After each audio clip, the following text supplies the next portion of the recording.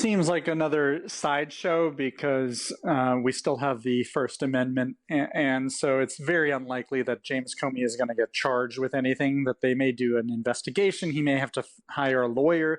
And so oftentimes the function of these types of comments is for people to have to deal with Trump critics to get hassled by the government. And so just to kind of intimidate them from speaking out in the future. On the topic of Mr. Trump, he's claimed that a social media post by the former FBI Director James Comey was a call for his assassination.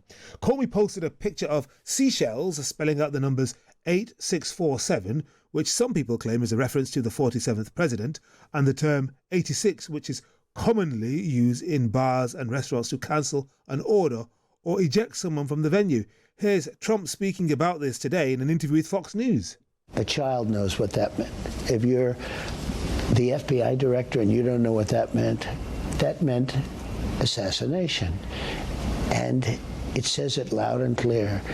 Now, he wasn't very competent, but he was competent enough to know what that meant. And he did it for a reason, and he was hit so hard. Because people like me, and they like what's happening with our country. Our country has become respected again, and all this. And he's calling for the assassination of the president. That was Trump in vintage form. Let's talk to Daniel Lippman, Politico White House reporter. How seriously are people taking this, Daniel? Well, this seems like another sideshow because we still have the First Amendment, and so it's very unlikely that James Comey is going to get charged with anything, that they may do an investigation. He may have to hire a lawyer. And so oftentimes the function of these types of comments is for people to have to deal with Trump critics to get hassled by the government. And so just to kind of intimidate them from speaking out in the future. Right. What do you think Comey was up to then? It's hard to know what his intention was. He probably should have not posted that. He actually deleted the post because he said he doesn't condone violence. He doesn't call for violence in any way. And so he may have just posted that as, oh, this is a kind of a cool seashell display without thinking. Or he might have had a more kind of ill intent. But I don't think that he is going to get charged. But remember, James Comey was fired by Trump early on, around this time of his administration, the first time, after he was doing an investigation into Trump's Russia ties. That's right. I remember that famous scene. I think it was in the White House where Comey, towering over Trump, shook his hand and Trump said, "I like loyalty. I want loyalty," didn't he? I mean, always remember that. What kind of week would you say it's been for Trump? I mean, it started out with him claiming he'd reached a deal with China, then he jetted off to the Saudis, and then he met the Qataris and the UAE, and then he's just been constantly on the front foot on a number of issues, although not making any meaningful intervention in the Russia-Ukraine talks. And now today he's claiming the former FBI director is encouraging someone to kill him. Yeah, so sometimes he just wants to maintain his name front and center in the news, and so he will look for things like anything to keep his status as world's #1 celebrity. But this was a pretty historic week for Trump.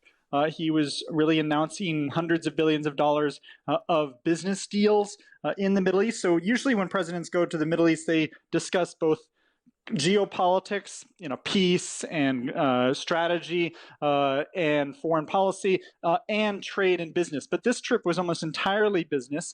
And we should remember that the Trump family is benefiting from billions of dollars of investment by the Emiratis, by the Saudis, by the Qataris.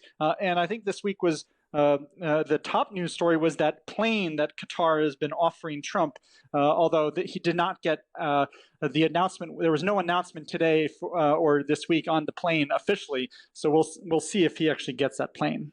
Indeed. Daniel Lippman, Politico White House reporter, thank you very much indeed for that. It's Henry Bonsu on Times Radio. It's bang on 11:30. Here's a question from Stefan. He says, Is it not hypocritical of the UN and aid agencies to refuse to help Israel provide aid whilst complaining about the desperate need for aid to get into Gaza? Let me leave that one hanging there. I've got views on your thought there, Stefan, but I want other people to get involved. So Stefan wonders whether it's hypocritical of the UN and aid agencies to refuse to help Israel provide aid and at the same time complain about the desperate need for aid to get into Gaza. Respond in the usual way. Text 87222. Start your message with the word Times, or WhatsApp us on 0333 003 2353. Has backed support for aid in Gaza, saying that Palestinians are starving, but that he expects, quotes, a lot of good things in the next few weeks.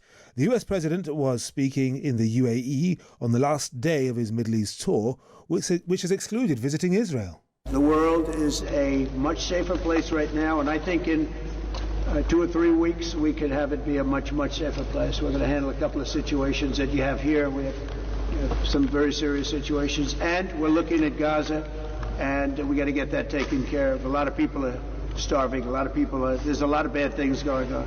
The president's comments come after nearly 100 further people were killed yesterday in an Israeli attack on northern Gaza. Let's speak to Tom Warwick, a former Middle East senior advisor in the US State Department, now a non-resident senior fellow at the Atlantic Council. Tom, how significant is it that Trump is acknowledging that terrible things are happening in Gaza and that people are starving?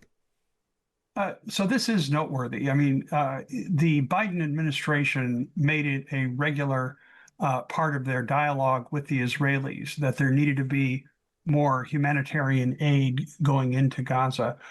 President Trump first mentioned this on April 25th, which is about some 5 weeks after Israel cut off the previous flow that had come in through humanitarian aid groups and was distributed through a number of means, including a group called UNRWA, which the Israelis are opposed to.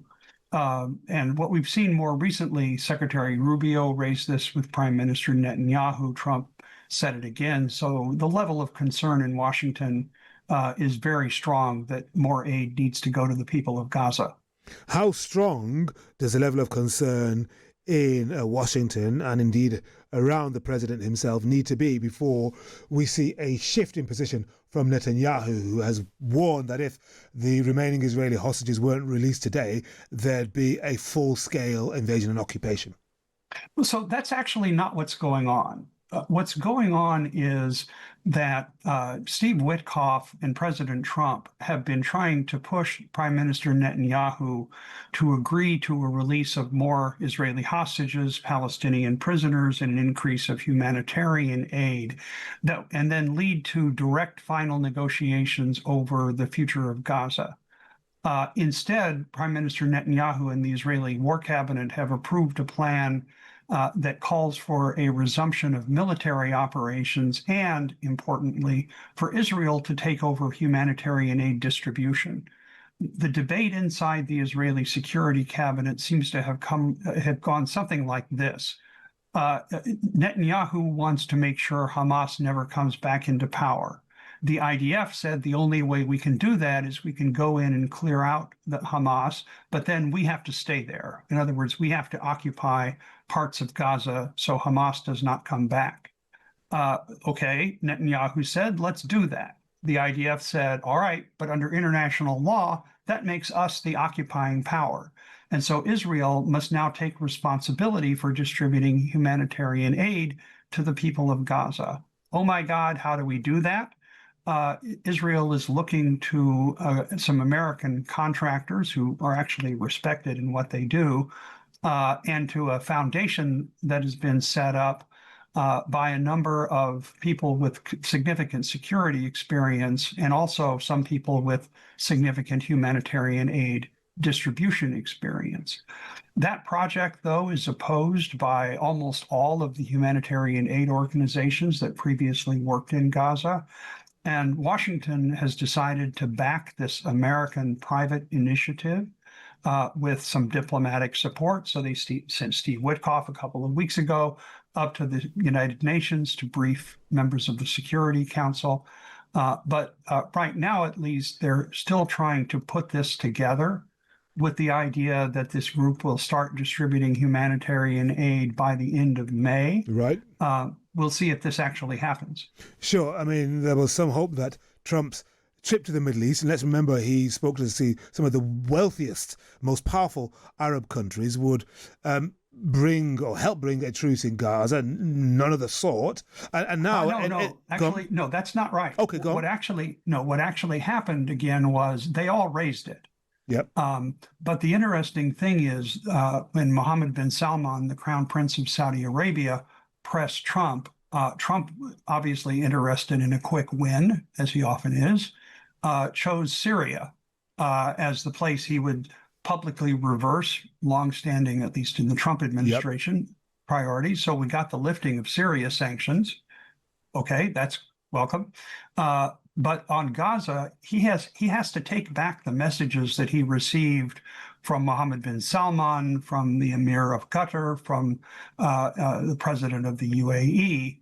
And I anticipate that now that he's back, he will shortly be having a conversation with Netanyahu, and it will go something like this.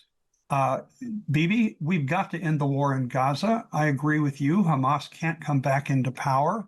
But you have to now understand we've got to negotiate over who's going to govern Gaza in the future. Okay. I just heard from our Arab friends, you're going to have to agree there needs to be a pathway to a Palestinian state. So this is what we're going to work on now. All right. Interesting what you tell us there, Tom, particularly given that NBC in the United States has reported tonight that the Trump administration is working on a plan to permanently, Yes. relocate up to 1 million Palestinians from the Gaza Strip to Libya. How on earth will that happen? Okay. Who on earth will agree to that? That's not going to happen. No, that's not going to happen. This is an effort, I think, that is put together by some people who are very loyal to President Trump and take seriously his expression of interest back on February 4th in doing this. And so they are running with this idea. But several problems are going to pop up. Most immediately, the Gazans don't want to leave. Point number two, the U.S. does not have the capacity anymore to make this happen. The only institutions in the U.S. government that could have done this are USAID, which has largely been dismantled under President Trump, or the U.S. military. But this would be a just extraordinary military effort that would completely undermine the views of J.D. Vance and others in the Trump administration that we shouldn't be embarking on military adventures. So I don't see the Pentagon taking every single air transport plane in the Middle East or ships of the U.S. Navy and sailing them up to the beach in Gaza and say, come on aboard. None of this is going to happen. Okay. This is people who are trying to be pleasing to President Trump, but it's not going to actually get off the ground. All right, Tom Warwick, former Middle East senior advisor in the U.S. State Department, now a non-resident senior fellow at the Atlantic Council. Thank you very much indeed for joining us.